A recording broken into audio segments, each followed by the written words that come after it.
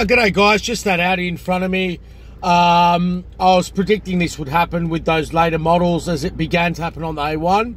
You can see the inner tail lamp assemblies lit up. You know, there's obviously some failures in the LED lighting.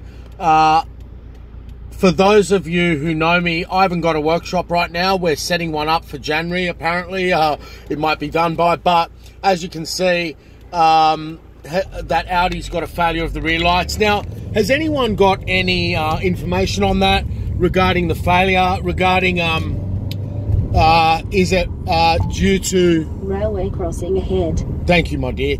Is it due to the slamming of the boot? Is this something common in Europe? Is the Australian harsh climate going to be blamed?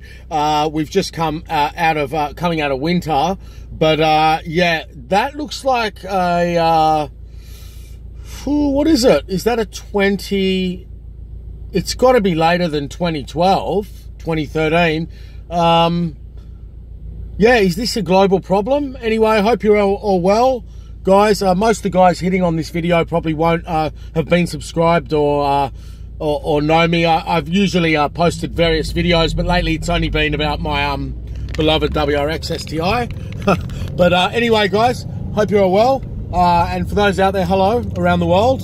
I'm fascinated by the global failures of Audi and Volkswagen group cars, but yet in Australia we don't seem to have the backup and support regarding the you can see my videos for the PCV and piston issues and all of that. So is this LED lighting covered by any extended warranty?